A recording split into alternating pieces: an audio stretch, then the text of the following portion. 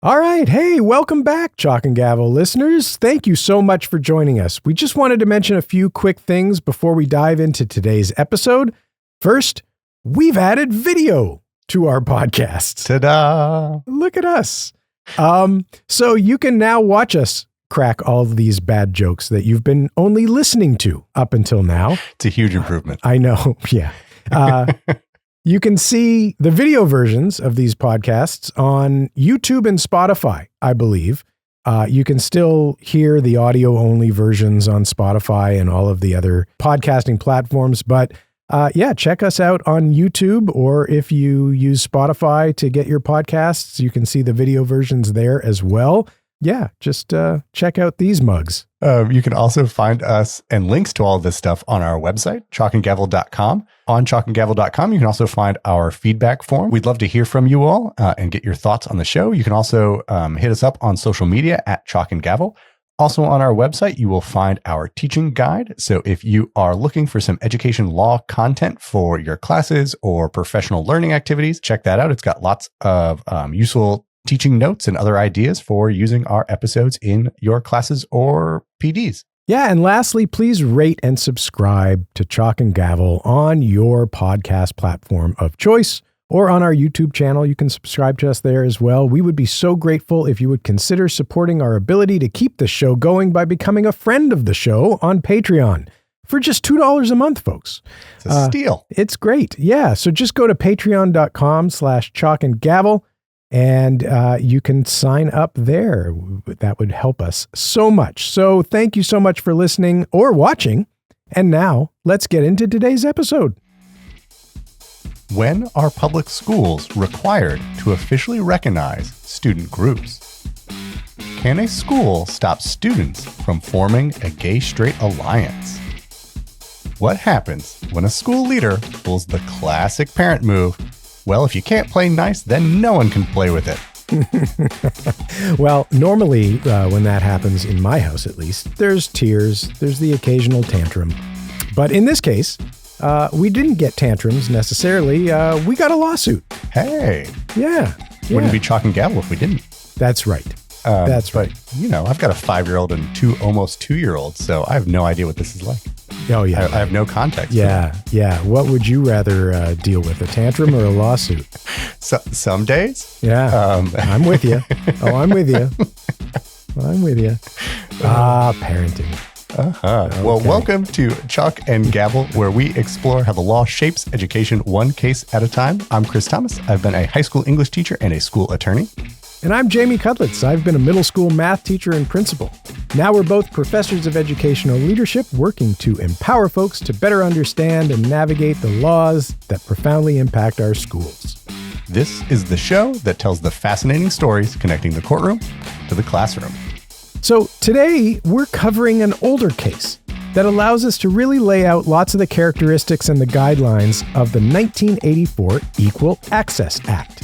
So the case that we're going to talk about today concerned a high school gay-straight alliance club being denied the opportunity to operate like the other non-curricular clubs at the school.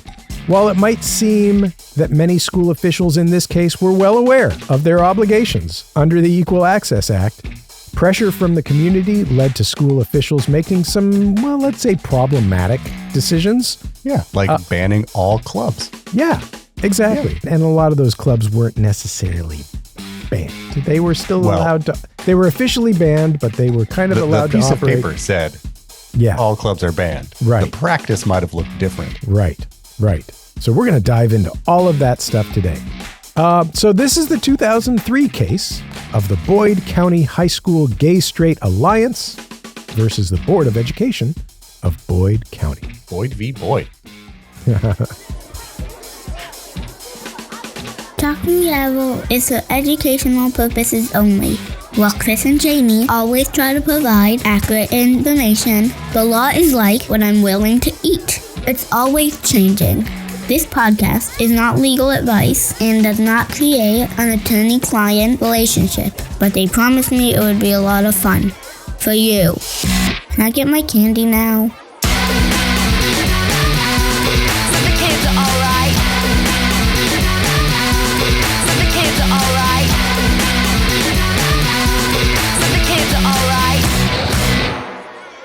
All right, folks, before we get into Boyd v. Boyd, what's our bell ringer, Chris? Sure. So this isn't as much a bell ringer as it is a bell fire hose. So we're recording this on February 21st. So we're about a month into the Trump presidency, and there's a lot of stuff going on in education right now. So rather than follow our usual bell ringer format, I thought it would be good just to kind of spend a few minutes kind of going through some of the big changes that have been happening at the federal level. Now, just kind of at the top, just want to say a lot of this stuff, we don't know what it's going to actually mean or what kind of practical effect it's going to have. A lot of this is still in process. We don't know exactly how it's going to be enforced. We don't know what the lines are, so to speak. And a lot of it's also being challenged in court as we speak. So we've already seen a ton of lawsuits coming out challenging a lot of this stuff. So, as this plays out, we will keep you updated. But just want to throw out some of the high level things going on right now at the federal level. Okay. All right. Yeah. So the first one of the first things that the Trump admin actually did in regards to education was they removed a longstanding policy that prevented immigration enforcement in, quote, sensitive locations, like schools, places of worship, and hospitals. And that policy's been in place for like over 10 years, right? 13. It's been around since the Obama administration. And for me, this raises some really significant issues for schools, specifically around like their obligation to educate all students, because there's this case, Plyler versus Doe. Right. Yeah. And Plyler said that schools and states can't deny education to students based on their immigration status. Because the state of Texas in Plyler had basically tried to prevent students of illegal immigrants from going to school. And the Supreme Court said, no, you can't do that. And so there's this tension now where, I've already heard reports of lots and lots of people who are really worried about sending their kiddos to school because of ICE enforcement or whatever it might be. And so it's implicating this right to access education in really problematic ways. So that's kind of one. But we've also seen a lot of folks kind of pushing back against this, and some schools and even some states are taking some pretty hard lines about like access to school and things like that. But it's one issue that, I think is going to keep playing out and we'll have to keep an eye on. Sure. Another big one that people are talking about, and this is one we don't know anything except that it's being talked about, is eliminating the Department of Education. Yeah. Which hasn't technically happened, although what we're seeing... Well, it hasn't happened as of this recording. As of this recording, yes. And that's why I put the date at the top. Like you said, we have been drinking from the fire hose for the last month, and so there's no sign of that necessarily letting up. So by the time this episode comes out... maybe we know what that looks like, right? Who knows? The big thing about like the talk around eliminating the Department of Education is that the way our system of checks and balances is supposed to work is that the legislature creates the laws and then the executive implements them. And right now we have a lot of laws around education that need to be implemented by the Department of Education. So just off the top of my head, you've got the Individuals with Disabilities Education Act. You've got the Title I. Yeah. All like Every Student Succeeds Act, like all of these big programs, student financial aid, like all of this stuff that the federal Department of Education does, that unless there's an act of Congress that changes the work of what they're responsible for, someone's going to have to be doing that work. And, whether or not the Trump executive order, when it does come out, like shutters the department, the work is still going to be there. It's just a question of like, is the department going to have the people it needs to get the work done? And also like what happens to like the discretionary work that's going on? And if the department doesn't have the people it needs, like who's going to take up that work? Because but a law says it has to get done. But a lot has still, even though they haven't eliminated the department, there's a lot that has already happened within the department that has affected its ability to carry out its various missions and tasks and whatever. We've got grant funding that has been significantly affected. And I think on one hand, while we kind of thought after, all of this talk started circulating during the election cycle, one of the things that a lot of folks were thinking was, all right, maybe they're just going to go after sort of the regulatory arms because they've got these sort of, they're these ideological positions that they are kind of around local control and things like that. Local control and DEI initiatives and, all of these things, right? But what we've kind of seen over the last couple of weeks is that, some of the administration's efforts to curtail some of the work that's been going on has kind of expanded beyond the regulatory arms. It's now in this, on the IES side, the statistics where a lot of the data. Right. The educational data collection stuff. Yeah. And that's the place where we look at a variety of things. It's not necessarily just DEI initiatives and things like that, but it's, the math program and studying the effectiveness of certain, curricula and things like that. Right. But a lot of that's wrapped up in the efforts to cut costs at the federal government. Right. Yeah. And so a lot of this is, ostensibly under the trimming the fat arguments, but it's going to have some real world impact for not only educational researchers like us who are trying to better understand schools, but also for things like teacher recruitment grants. There's been cuts there as well. So the funding piece is going to be another one that's going to be really interesting to watch, especially as courts weigh in and say whether or not that's within authority to stop those programs. Which is a huge piece that's happening right now, right, Chris? There's lawsuits popping up all over the place challenging these executive orders and various things. So, I think while we are drinking from this fire hose, we've got this additional layer of complexity that's providing, I guess an additional layer of unknowns. Right. Which is the legal implications of all of this and how this stuff is going to play out from a legal standpoint. Right. Which leads me into my last thing that I wanted to bring up, which is the curricular wars have now kind of moved to the federal level. Yeah. So two things to highlight here. One is there's an executive order from January 29th that was titled Ending Racial Indoctrination in K-12 Schooling. And it essentially parrots the language from Florida's Stop Woke Act. Oh, yeah. And says that the federal government should eliminate funding or support for what they call, quote, discriminatory equity ideology, end quote. That's the phrase that they use. The order itself defines discriminatory equity ideology in really vague terms where you can't kind of promote racial essentialism. You can't tell anyone that they need to feel resentment or shame based on their racial identity, all of those things that we've talked about with Stop Woke. Importantly, though, the order only applies to the federal government's funding. So and that's one of the big things here is the federal government has limited authority over education. They only have the authority that they got from kind of the power of the purse mostly. Right. And that all comes from Congress, right? So and that purse is pretty small, right? 10%. I mean, I wouldn't say that's small. No, I mean, it's small relative to where the rest of the money comes from. That's true. That's true. And I think that's an important point to kind of remember here because, as doomy and gloomy as a lot of this stuff can sound, right? And feel. For sure. And that's a big piece of it. Which is a huge piece of it. We can't lose sight of the fact that, like you said, the federal government does have very sort of limited control over what happens in schools because the majority of that responsibility lies with the individual states. Right. And it's mostly based on money. Right. And so money is the mechanism that they use to inform practice. Right. And so none of this is telling you need to do, you need to do X, Y, and Z. Otherwise you're not going to get money from us. Right. If you don't take money from us, then you don't have to follow those rules. Exactly. Certain rules. And that leads us to the other piece I wanted to talk about, which is a Dear Colleague letter from the Acting Assistant Secretary for Civil Rights at the Department of Education. Mm-hmm.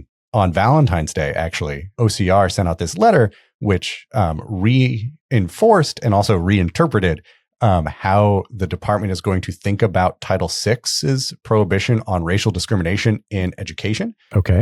And so the letter essentially says that the department is going to take seriously ending race discrimination in education.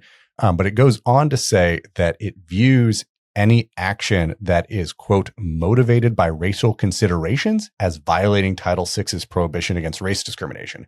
And so this is an absolutely massive expansion of Title VI to cover a lot of other stuff that it wouldn't normally be thought to cover, because that basically means that anytime you think about race, you are violating Title VI's prohibition, which, Jamie, you and I talked about the TJ case, which was a elite magnet school that changed their admission policies to promote diversity. Yeah. And it's the exact same kind of legal argument where the people challenging that were saying oh, well, you thought about race. That means that your action is now racially motivated. Racially motivated. Yeah. And you and I talked about the difference between, like being aware of a racial impact and acting with impermissible racial intent or animus. Exactly.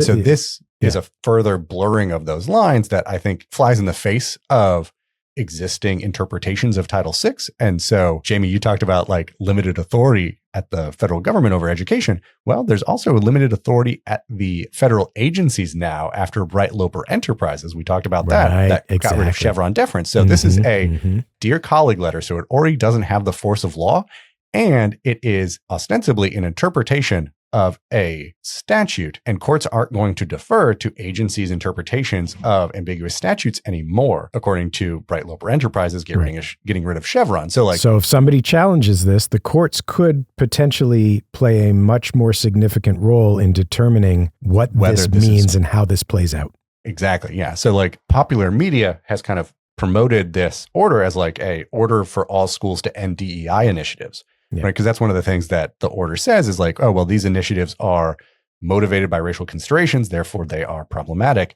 And it gives a kind of a 14-day window to come into compliance before they start enforcing it. But like, this is another one of those examples where it's ambiguous and we don't know what it means. It's overly broad. It's really broad. And it also is let's say, whether or not it is within the authority of the organization, the agency at all is an open question. Right. And whether or not it, violates other legal authorities is also an open question. So like, this is one of those examples where like how we interpret it and what we do with this is going to be really impactful, because this could have a massive chilling effect on efforts to promote diversity and inclusivity in our schools in a way that like isn't necessarily required by the law or even required by this letter. So like, it's one of those things where like we're drinking from this fire hose and we just kind of have to like pause, take a minute, think through what it actually means and what authority it actually has, and then, integrate that into what we think is in the best interest of students to hopefully come to a positive resolution. Yeah. And I think, the thing that is frustrating to so many people is right now is that a lot of us are trying to stop and think, like you said, about what all this means. But a lot of this stuff is not coming with, as we've discussed, is not coming with the level of specificity. Right. Which is oftentimes a feature, not a bug.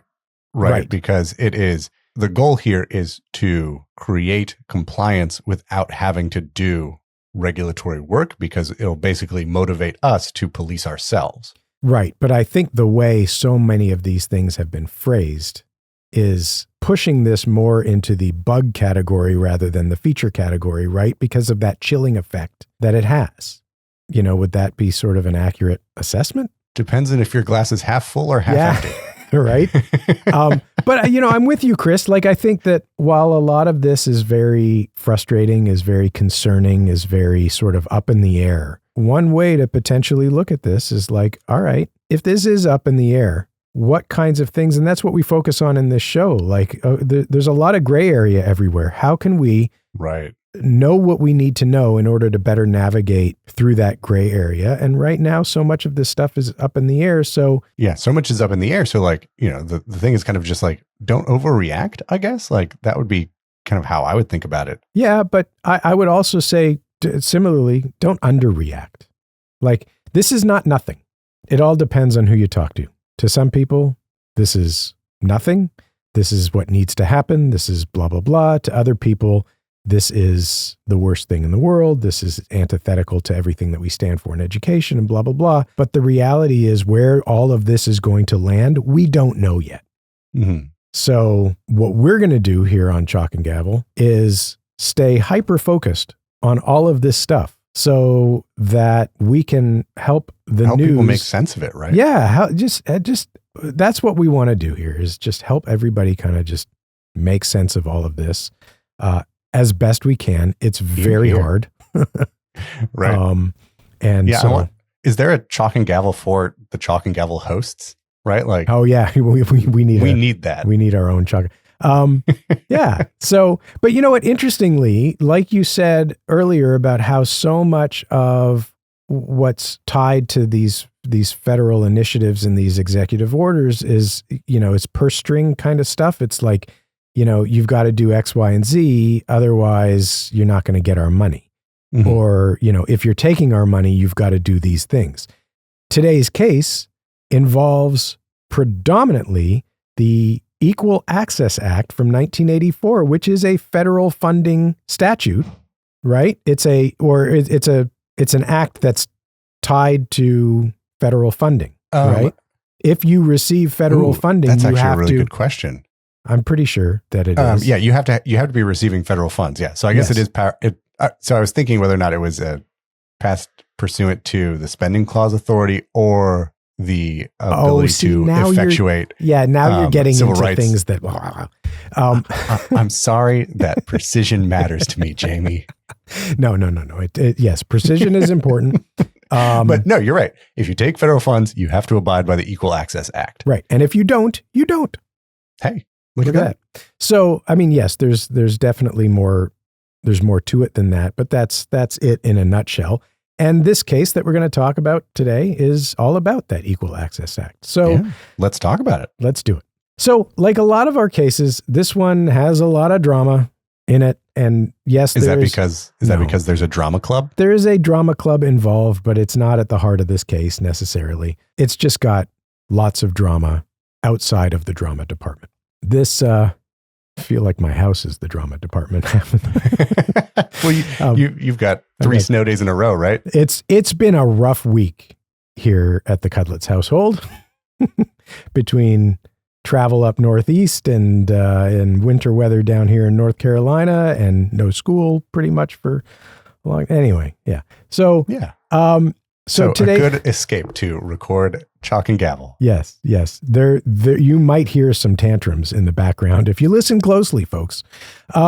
So today's case comes to us. It's based on a motion for a preliminary injunction. That is a thing that Chris really struggles to say. I've practiced. So I said preliminary injunction. Oh, that's nice. Yeah, well see? done. I was taking it off of your plate for you. Oh, I appreciate that. Yeah, I will screw something else up later and you can fix that. So a preliminary injunction, what we're doing there is we're asking a party to stop doing what it's doing. Exactly. Right? Because potentially what it's doing is causing enough harm that it needs to really stop doing what it's doing while the case plays out. Exactly. It's Right? basically asking the court to stop an action that is likely unlawful and is leading to an irreparable harm, meaning that if we let it go on, there's no way to fix the harm that it causes. harm that's been caused during the process. Exactly. Yeah. So it's not, it's not passing a judgment. I mean, it's passing a judgment, but it's not the final say. It doesn't dispose of the case. Right. Exactly. It's just basically saying, oh, that thing that you have a problem with, there's potentially enough of a problem with it that we need to stop it while this whole process plays out in the court, right? So that's what we got here. We've got a preliminary injunction. So everything that we're talking about happened very sort of early on in the process of this case, right? But the nice thing here is that the story we have is based on a 2-day trial that had witnesses and all of that stuff. So everything comes to light. Good. Right? Very different than our fan favorite motion 12B6, the motion to dismiss, right? Where you really only have one side of the and you just have the story. words on the complaint. Yeah. Right. Yeah. So look at you, Jamie. We're going to turn you into an attorney yet. I know. I listen to Chalk and Gavel. So what we've got here is a pretty good sense of the entire story. All right. So the case involves 7 students at Boyd County High School, which is in Cannonsburg, Kentucky. All right. So Cannonsburg is in the northeast corner of Kentucky. It's kind of almost right where the corner of Kentucky, Ohio, and West Virginia meet. Okay. Yeah. All right. So like right on the edge of the Appalachian Mountains. Yeah. There you go. So the case starts in early 2002 when a group of students at Boyd County High School circulated a petition to create a gay-straight alliance, GSA. Right? Mm-hmm. The stated purpose of the GSA was to provide students with, quote, a safe haven to talk about anti-gay harassment and work together to promote tolerance, understanding, and acceptance of one another regardless of sexual orientation, unquote. Okay. Yeah. All right. Good for those students. I mean, 2002. So we're about 20 years ago, a little bit more than that. 25 years ago. Yeah. And I was a sophomore in high school. I was teaching already.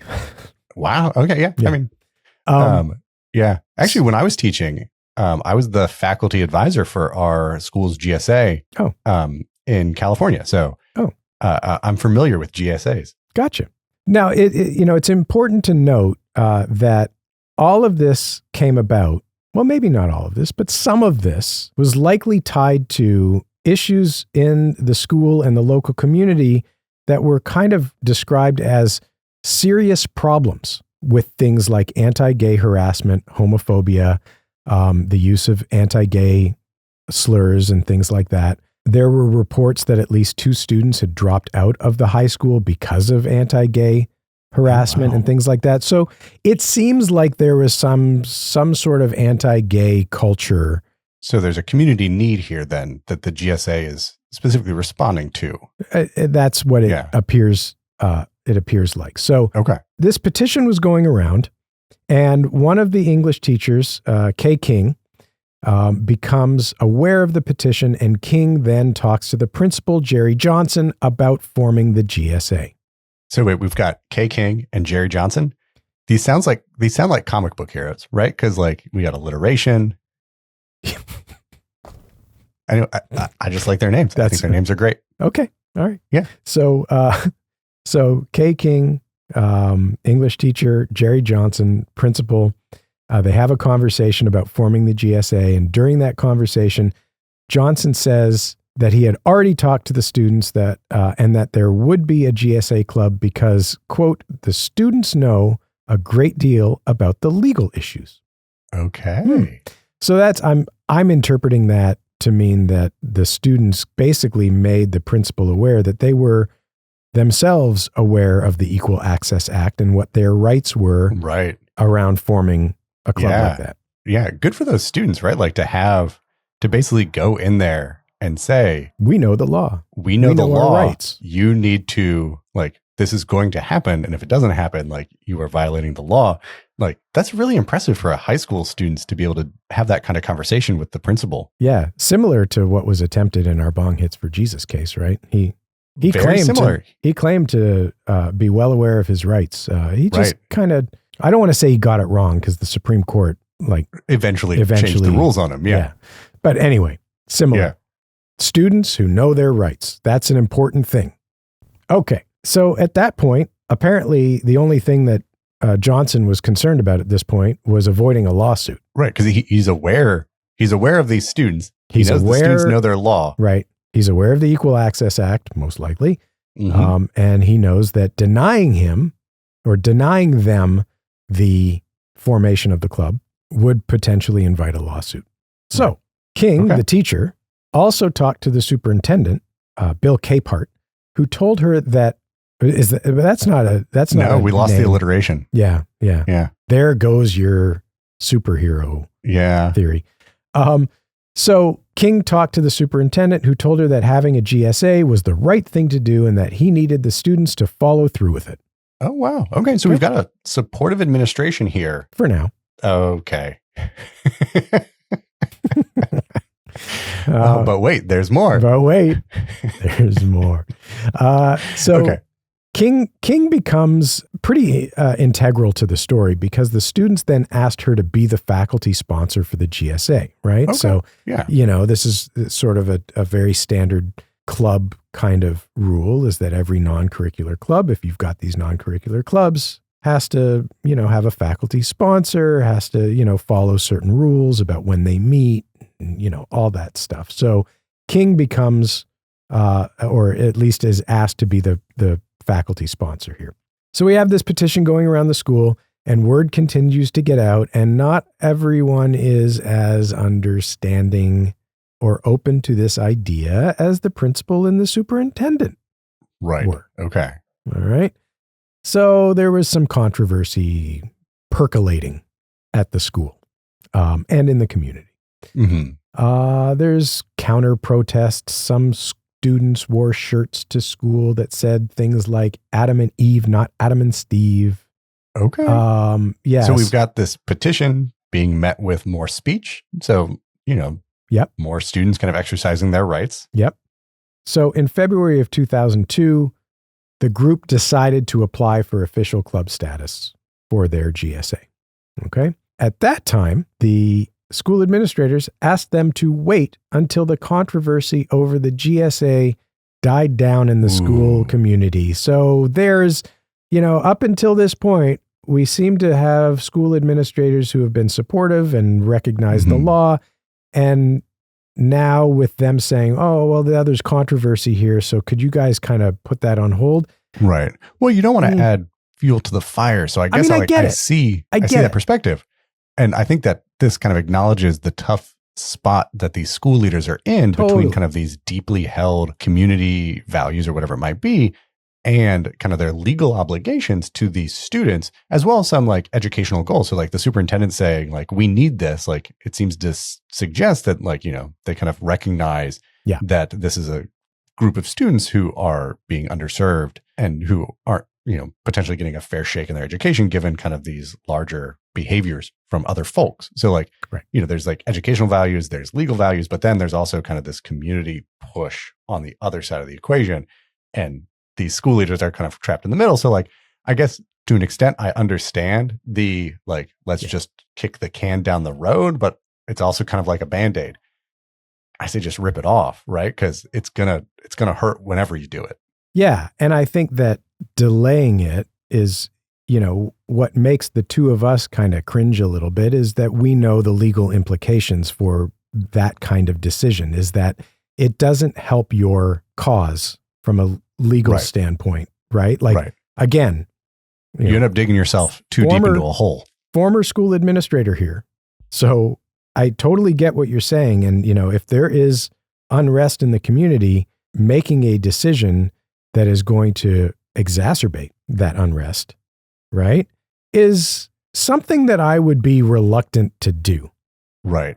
And it's easy to avoid decisions if they're going to be hard.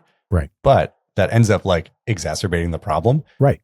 The kind of the flip side is like being proactive and like engaging in the work up front to kind of like explain and like do the kind of coalition building in order to make the decision more palatable. Yeah.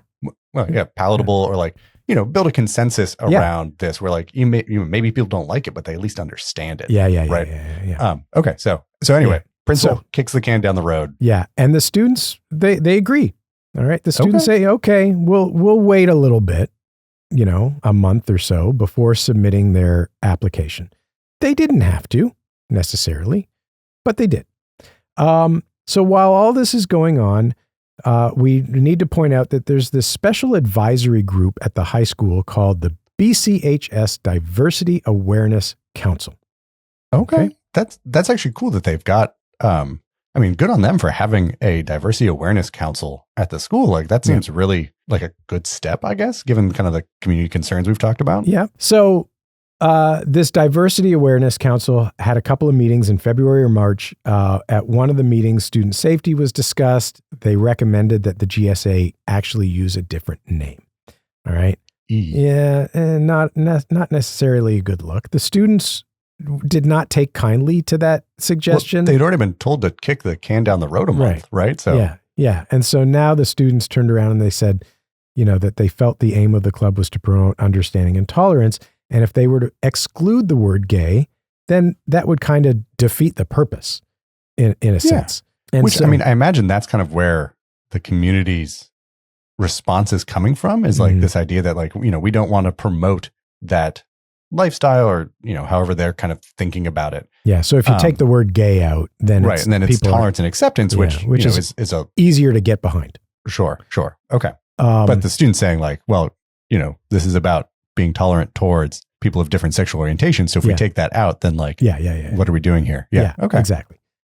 So at the next Diversity Council meeting, one of the board members said that the GSA might be necessary to help deal with this harassment problem. So the Diversity Committee acknowledges the harassment issue and says that the GSA is potentially going to help mitigate some of those issues. Okay.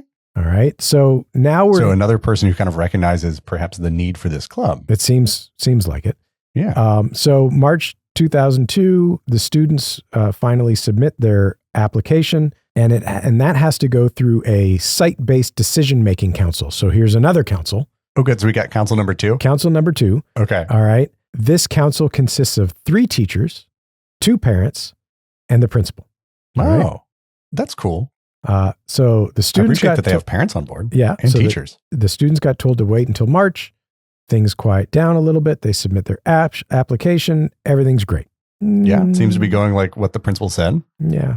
Well, not so fast, sir. Uh-huh. So the council denies the application. Okay. Okay. And you want to know what the reason was that they gave?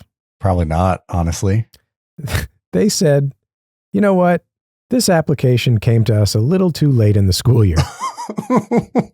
No. Yeah. After the principal said, principal please said to wait. Don't submit this. No. And the student said, okay. And then they waited and then they submitted. And the council says, actually, sorry, you waited too long. Okay. Yeah. Come on. Time out. Yeah. So I'm calling BS on all of that. well, you know, but wait, we've more. talked about we've talked about how like bad looks, right? Like bad looks might not be a legal term of art, but Yeah. you know, Yeah. I'm worried here that there is the school leaders are digging themselves a hole that they're not going to be able to dig themselves out of. Yeah. When it comes to avoiding making decisions for too long. Yeah. Here's what's that? That reminded me of the Tom Cruise and Jack Nicholson. You're writing checks your body can't cash. Or, what? Anyway. So, all right. So the principal basically says, you know what? Go ahead and apply at the beginning of next year. Oh, okay, good. Okay. So we'll kick the can down the road even further. Again. Yeah. Yeah. I'm losing sight of the can at this point. It's been kicked. Okay. So now we've got September 2002, the beginning of the next school year, and the students resubmit their application along with about 20 other clubs submitting their application. Yeah, so it's just one of another 24 clubs. Okay. We're just going to stamp them all and be on our way. Which they did, except for one. Oh, okay, cool. Would you want to guess which one they didn't stamp? I mean, I kind of know the answer. I'm going to guess the GSA. Yeah, you ding, ding, ding, ding, ding. Oh, hey. We have a winner. So among the clubs that got approved, we've got the Human Rights Club, we've got the 4-H Club, we've got Future Business Leaders of America, Beta Club. Probably meant something different. In 2002. Yeah, like a honor society. What does that mean? I don't know. 2002. Honor Society, something like that. We've got the Future Farmers of America. We've got Future Career and Community Leaders of America. We've got the Health Occupation Student Organizations. We've got the Y Club, and we've got the Fellowship of Christian Athletes. Ooh. Okay. Which also went by the name of the Christian Fellow Club and the Bible Club. So it wasn't just necessarily a group of athletes who were Christian or, into that. Yeah. I wasn't clear on that too. Bible stuff. Yeah. We got the Drama Club, the Key Club, the Pep Club. Those clubs were not approved at that time because their submissions were late. Okay. Well, at least there's consistency there, I guess. But they were approved later in the school year. All right. So we've got a ton of clubs and I'm already seeing some red flags. Yeah. Because my lawyer brain is going off. Right. Because all of this on a number of different levels, the timing, what gets approved, what doesn't get approved, all of those things, it seems as though the GSA is clearly being treated differently because of its content. And yes. There's your problem. Okay. Well, there's your problem. So students, safe to say, not happy at this point. The GSA students, other students were likely pretty happy. Oh yeah. We had our counter protesters, right? Right. Yeah. So pretty quickly after the denial of this application, the GSA application, the ACLU, the American Civil Liberties Union, gets involved. Oh, okay. Okay. And they send a letter to the school that says, hey, buddy, you're breaking the law. All right. Please, kindly stop breaking the law. Uh-huh. I love those letters. And it was pretty quick, right? Yeah. Well, I kind of imagine these students had already, if they knew the law, they seem very legally literate. And so they seem like were they probably kind of know, seeing this coming. Right. Yeah. Not saying they had them on retainer, but they had been in contact, I can imagine. Right. So the the council gets this letter from the ACLU before the next meeting, and the students ask the council to reconsider their decision. Okay. Hey, you made a mistake. Please fix it. Yeah. Instead, the council decides to table the request until they meet again at the end of October. Well, there goes the can. Yeah. So the council meets at the end of October. They immediately go into this executive session so nobody else can see. Right. And executive session is essentially like, so this is an open meeting. It's a public meeting. Executive session means that the decision-making body can go have kind of a private conversation. Right. And typically the reasons you can go into executive session are pretty limited. One of them is to discuss litigation and impending litigation. So like, I gotta imagine they went into executive session to kind of like debrief over, hey, the ACLU's letter, right? And like this other stuff that's coming down. So, just a little bit more context about going into executive session. Yeah. So they come out of this executive session and they say, all right, we're going to approve the Key Club. We're going to approve the Drama Club. And we're going to approve the GSA. Hey. Yeah. Okay. All right. So here's their first win. They get their application approved. Right. And the fallout in the school and the community is instantaneous. Okay. So the record says that the GSA members pretty much remained silent after that decision was announced, but opponents of the GSA were rather vocal. And right. Because this is at a public meeting. So I imagine that everyone was there because this is probably a big deal in the community at this point. So one of the things I want to mention here is the principal had a lot to say. The principal was there, obviously, and witnessed all of this stuff. Member of the committee, right? Or the council. Yeah. And so in the principal's testimony, he described what happened at that moment was a scene of, quote, open hostility. Okay. He said that the crowd confronted the GSA supporters, quote, with facial expressions, hand gestures, some very uncivil body language. People were using loud voices and angry voices, and again, beginning to point. It took some effort just to calm the meeting down and get through it and get out of there. That was the first time that I stared into the face of someone that I thought would hurt someone involved in this issue if given the opportunity. Oh, no. That was alarming to me and frightening and disheartening, unquote. Yeah. I mean, understandable. Like, wow. Yeah. Okay. So like, when that we're was talking the principal's perception. Disagreement in this community, like when you're starting to like worry about people's safety, like, yeah. Right.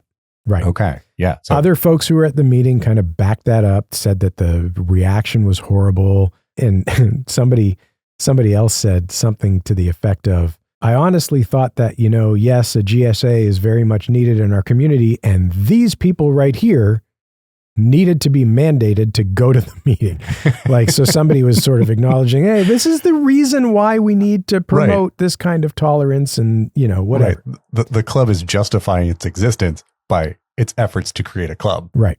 Yeah. Okay. So the council basically justified its decision by saying this is the right thing to do based on what the law expects of us. Okay. And in light of the hostile environment at the school. Right. Okay. So and they explained that at the meeting, like in front of this crowd. Yeah. Okay. Yeah. And so that's kind of my like take on, I wish they hadn't gone into executive session there, because I think the public needed to hear that conversation about why the school was doing what it was doing. Right. Legal obligations. You know, but also to combat this hostility and connect those to educational goals, right? So it's not just because it's what the law is telling us to do. Obviously, that's a big part of it. But if you've got kind of educational goals to do it, then like you can ground those two things together and people maybe will understand more about why you're doing what you're doing rather than like, this black box of tell us after the fact why you're doing what you're doing. And at that point, we've already kind of made up our mind how we feel about it. Right. So after the approval, the school sends out this letter to all the staff and the parents at the high school. They explain the rationale for approving the GSA. Part of that letter did acknowledge that this was to be in compliance with the Federal Equal Access Act. All clubs that had submitted a request to organize were approved, including the GSA. And the letter basically said, personal feelings aside, the council cannot knowingly and in good faith violate the law. So it sounds like the council is now just kind of putting all of the other stuff aside and just saying, hey, We did this because we had to. The law requires it. Right. I'm worried about the implication there being like, look, our hands are tied. Personal feelings aside, kind of implies like, maybe I wouldn't have done this if the law didn't exist. If the law didn't exist. Right. So like, that kind of undermines the educational justifications that have kind of come out for this group. And this is why it's always very important when we talk about the law to also talk about ethics and morals and all of those things, because they are tied together. Yes. Because the law might tell you what to do, but it doesn't tell you how to do it.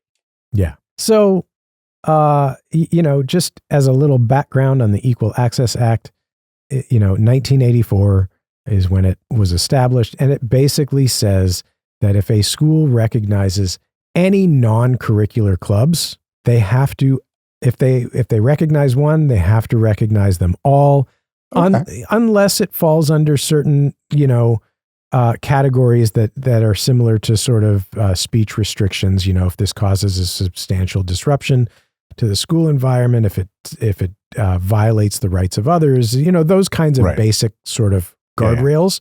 Yeah. Hey, I think that first one you said might become important. Yes, it will. Yes, it will. But that's basically what the Equal Access Act says. Yeah. Okay. If you let one club in, you got to let them all in. Right. And you can't discriminate based on content. Right.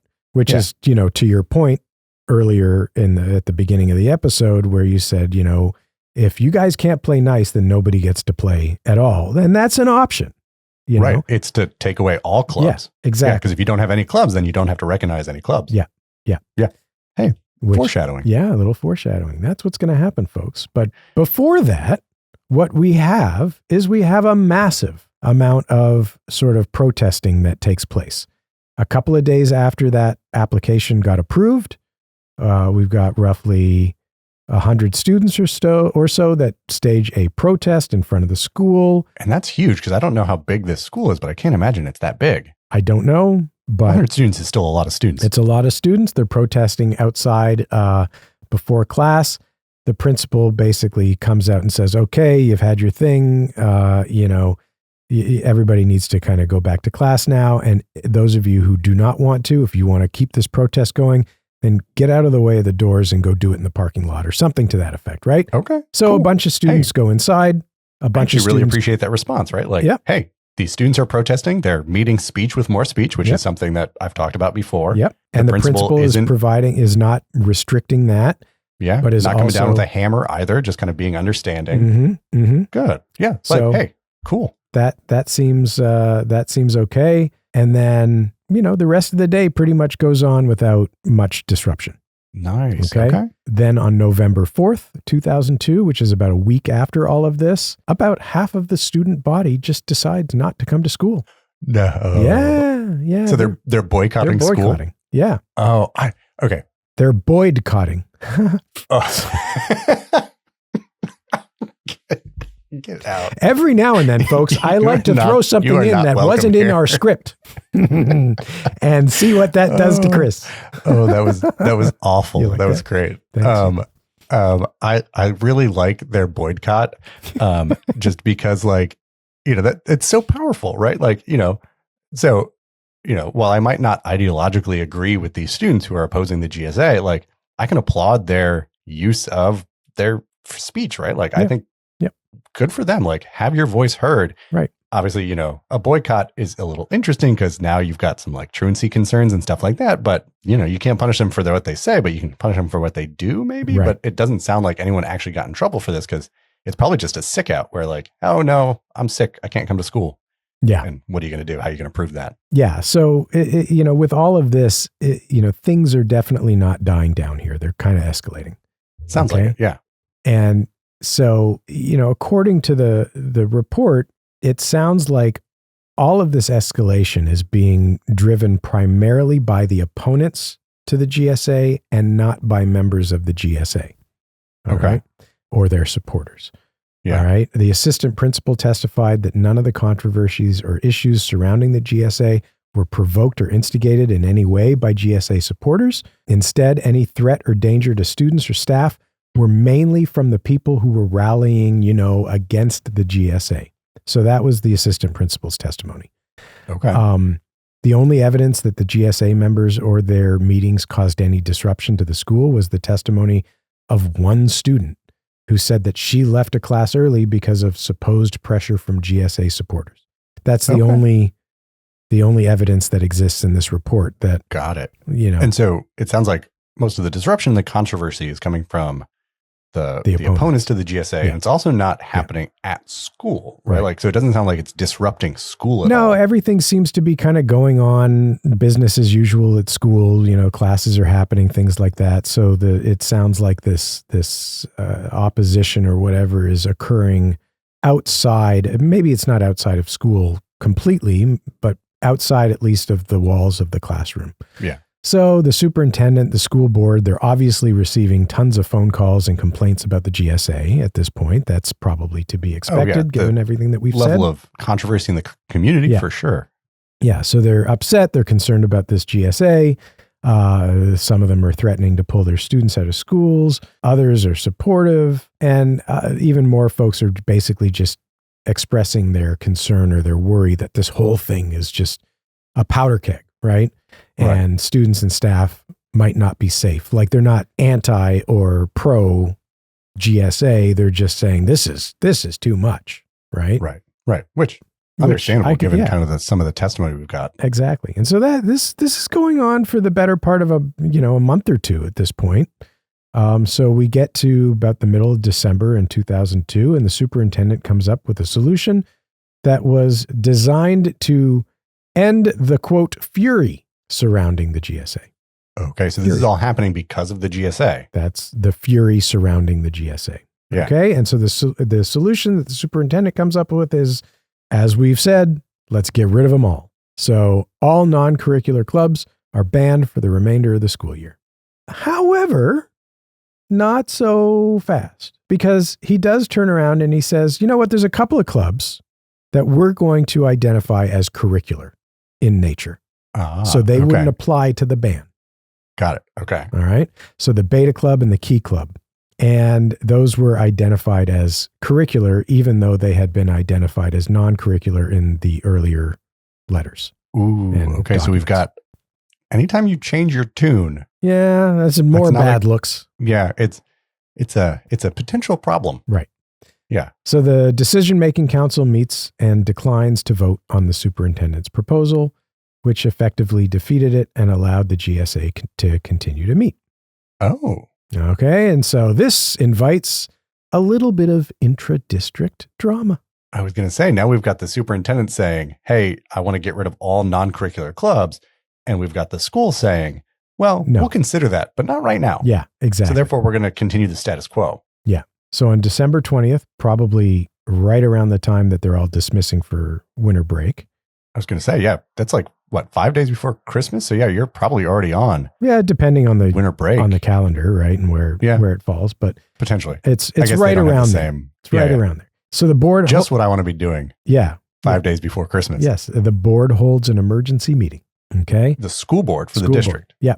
Okay, and they voted unanimously to suspend all clubs, both curricular and non-curricular, at the high school for the remainder of the school year. So they went full scorched earth. Yeah. So after that decision to ban all clubs, the GSA ceased its school-based activities and stopped meeting at the school. Right. And so did everyone else, right? No. Yeah. So banning all clubs seems like an overreaction, right? Like, yeah. But I guess like if this is so significant that you don't see a way out of it. That's one option that you have that complies with the law, at least. The Equal Access Act says, if you've got one club in, you got to let them all in. Right. And so if you don't have any clubs, this is an option. And so like, a lot of this kind of shows that these school leaders are working within the law, right? Like they understand the law. They're just trying to make it balance with these community concerns that they've got going on. And then like kind of the educational values are getting lost in the middle somewhere. Right. So the GSA decides to comply with this school board mandate, and they pull all of their activities off school grounds, and, they're no longer doing anything sort of affiliated with the school. Okay. But not everybody else did the same thing. So we've got the Y Club, we've got the Mock Trial and Teen Court Club, we've got academic teams, we've got athletic teams, we've got the cheer squad, we've got all these other sort of, potentially non-curricular groups, yeah. student clubs that continued to meet at school during non-instructional times, which was when these clubs generally meet during homeroom. Okay. Yeah. Okay. All right. Or practices if you're talking about athletic teams. Right. Yeah. Yeah. So they were allowed to use these school facilities, which technically they were specifically denied from doing. At least the GSA, that was, the GSA was denied from using school facilities. Ooh, Yeah. Okay. Yeah. So you've got the future farmers of America, you've got the future career and community leaders of America, future business leaders of America, which is basically all the future of America is. I was going to say, we've got the future covered.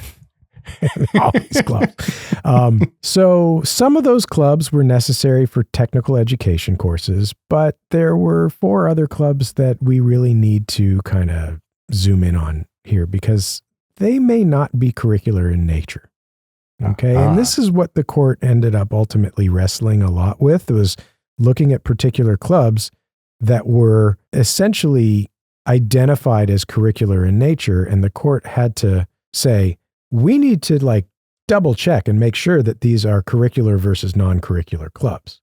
Right. So let's look at a couple of these clubs. We got the drama club. But meeting at all is still against the school's no clubs policy. Right. So but the fact that these clubs even exist is still a problem. Right.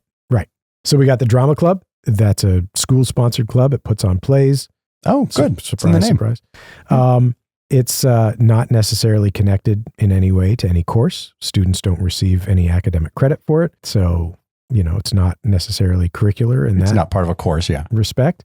Club holds auditions in December before all of this went down. And after December, the students continued to hold rehearsals at the school. And they used school resources and they advertised school actors in the play on bulletin boards and things like that. So they're an active club. Okay.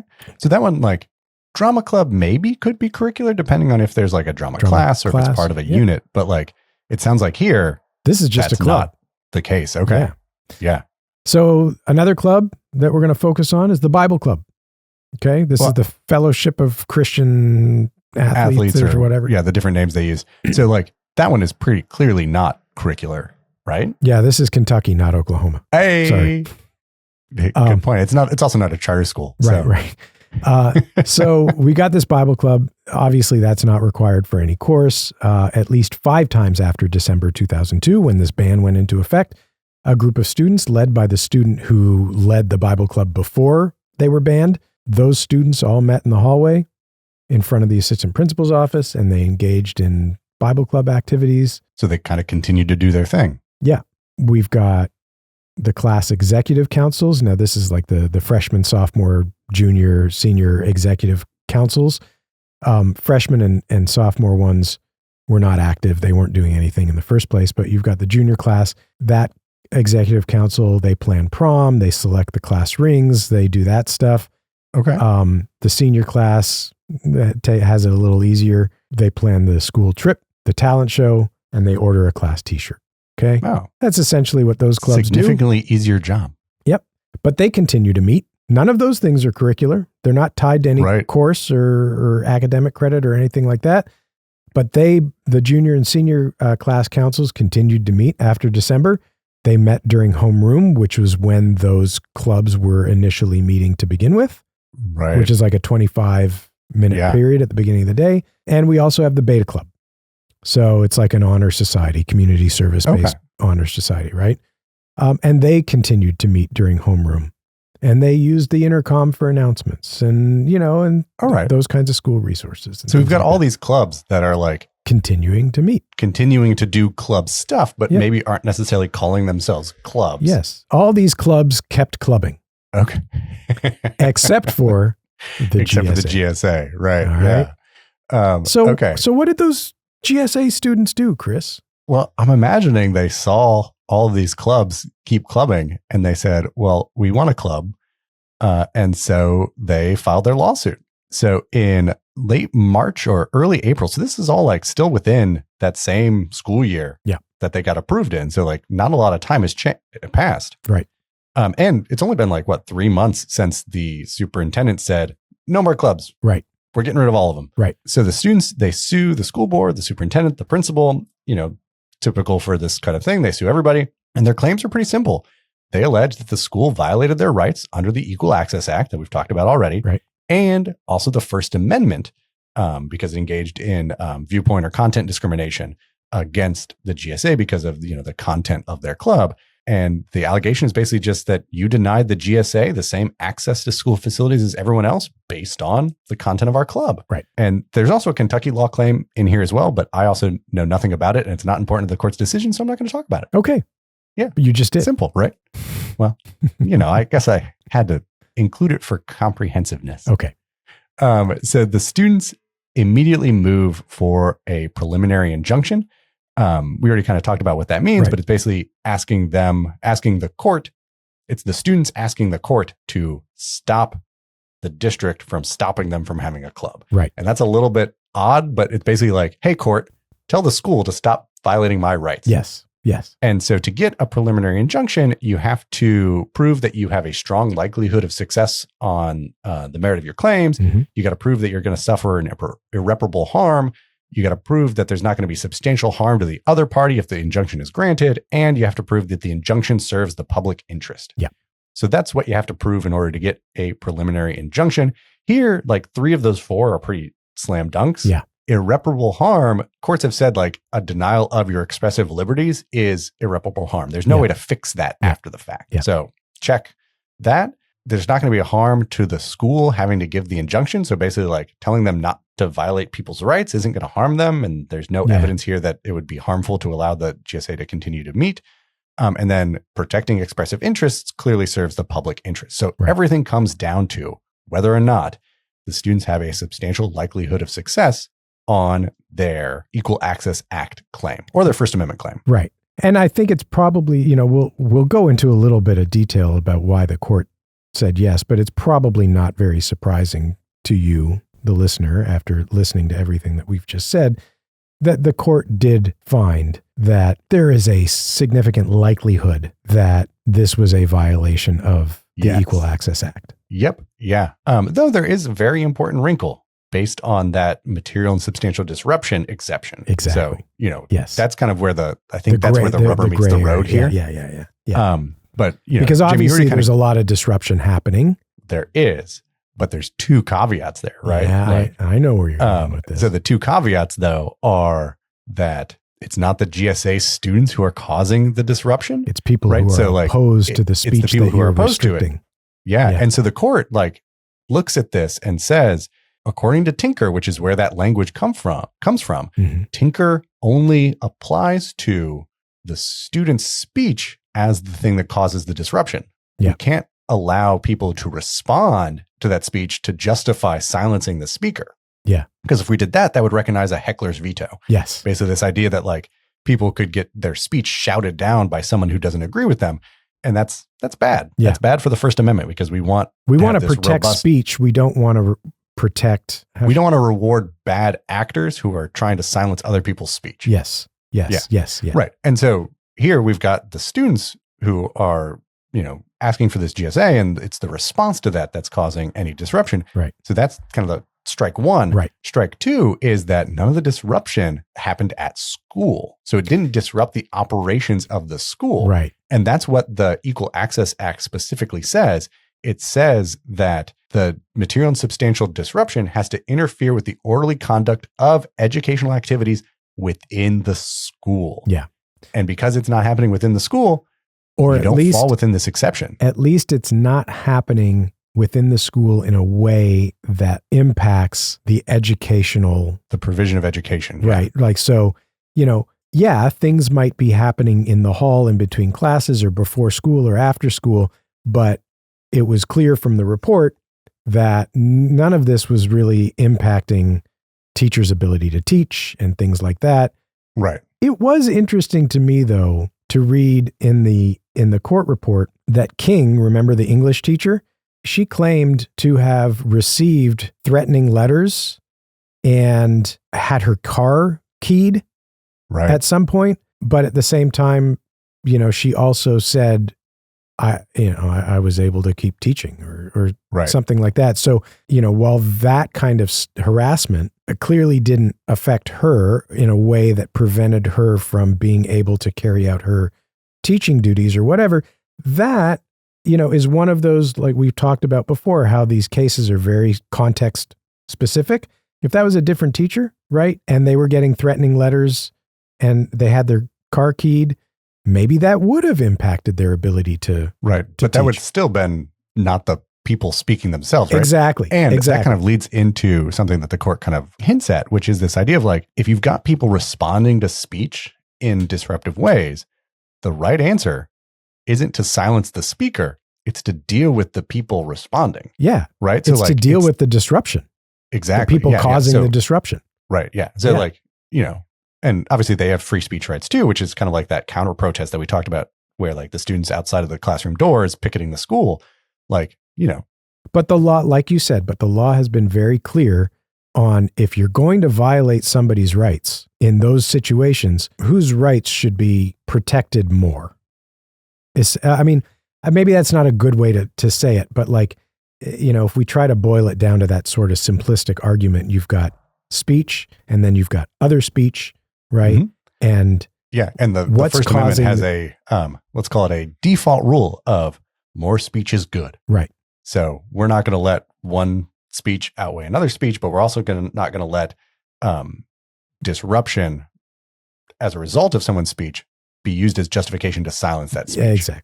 Yeah, right. Yeah. Yeah. And so like, because of all of that, like the exception here to the Equal Access Act doesn't apply. Right. Which means that if the school has created a limited open forum, then they have to let the GSA have equal access to that forum. So if you have any non-curricular clubs, according to the EAA, you have created a limited open forum. So the big question here is the exception for material and substantial disruption doesn't apply. Right. So are there any non-curricular clubs meeting at the school despite the school's ruling of no clubs? And the answer to that is, hey, we talked about that. Look at all these other clubs that were non-curricular, that were not tied to a course. You didn't get academic credit for them, blah, blah, blah. And those all kept meeting. They kept meeting. Yeah. And so those are, according to the court, those were non-curricular clubs. No one got class credit for them. They weren't part of the curriculum. They weren't required for any class. So like at least those 4 clubs were non-curricular. That's more than one. You had to let the GSA have equal access. Yeah. And I think that's kind of ironic.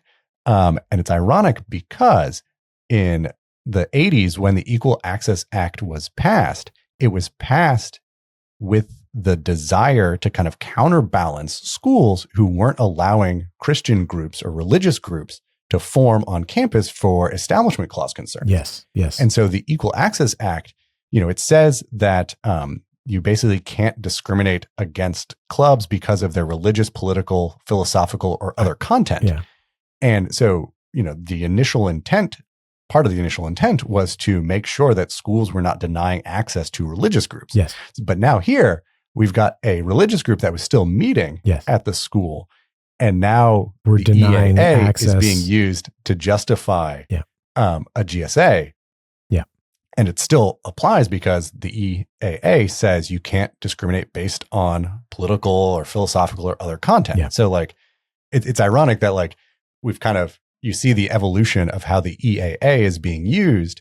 It now applies with equal force to the GSA as it does to the Fellowship of Christian Athletes. Exactly. Yeah. So because you've got the Fellowship of Christian Athletes, you got to let the GSA in too. So it's settled. It is. Yeah.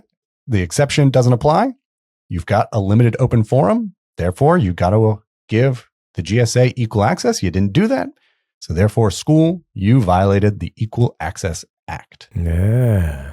And so with a strong likelihood of success on their Equal Access Act claim, the court grants the motion for a preliminary injunction and orders the school to provide the GSA with the same access as other student groups. There you go. Yep. I mean, it's a pretty textbook case. It is. It's actually a prototypical case for this issue of GSAs. Yeah. Yeah. And the Equal Access Act. Like it's a good, it's a great exemplar case. Right. And I know the court didn't reach the First Amendment issue, but it shows kind of one of the significant things about First Amendment law is that the government can't pick and choose based on content or based on viewpoints being expressed. Right. if it's involving private speech. So here, like these students are engaging in speech because they're the ones in the club. And so the school has to recognize that without any kind of content or viewpoint discrimination. Right. That's what the Equal Access Act says. Right. And so like, the government can control its own speech, but when you mix in the speech of individuals, now there are more restrictions and the government can't pick and choose which messages it wants to promote. Yep. So big takeaways here. It sounds like the school leaders knew what the right thing to do was, both in terms of the sort of moral and ethical right things, as well as the legal right things. Right. But they seem to get caught up in the hullabaloo. We'll use that again. Hullabaloo. That's a good one. Another good legal term of art. Yeah. And they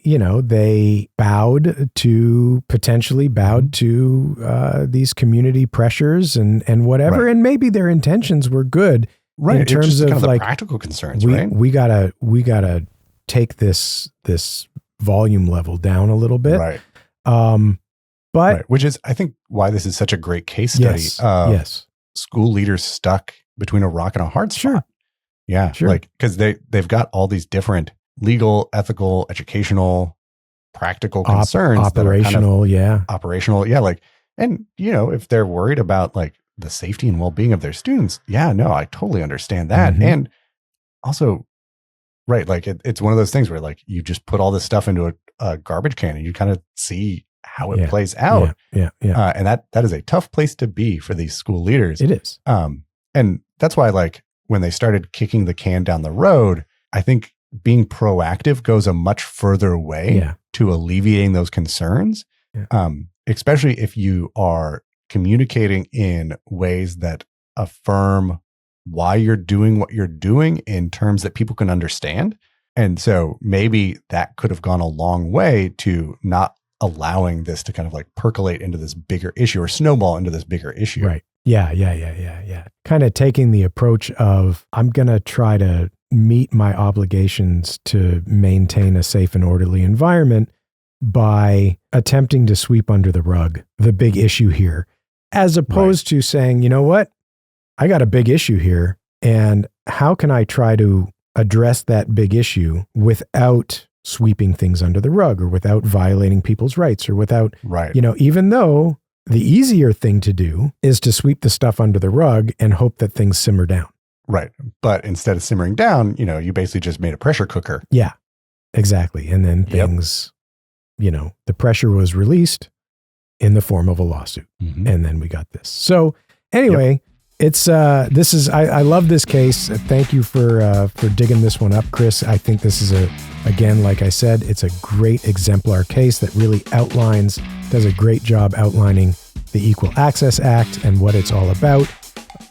But, really presents a pretty complete picture of the complexities behind these kinds of situations. For sure. I'll be assigning this episode to my classes when we talk about the Equal Access. Yeah. This is a good one. I think so too. So what's our homework? All right. So your homework is to not boycott Chalk and Gavel over Jamie's amazing puns. They are amazing. Boycott got me, and I'm a little ashamed of that. But you can find Chalk and Gavel wherever you get your podcasts. Please like, rate, review, subscribe. It means the world to us. If you, we'd love to see you engage with the show. If you have ideas for future cases or topics you want us to cover, let us know that too. You can find links to all of our stuff at chalkandgavel.com, including our teaching guide and our feedback form if you want to use the show or share your thoughts with us. Otherwise, find us at social media or on Patreon at Chalk and Gavel. Awesome. Okay, well, that does it for today's episode, folks. We'll see you again in 2 weeks.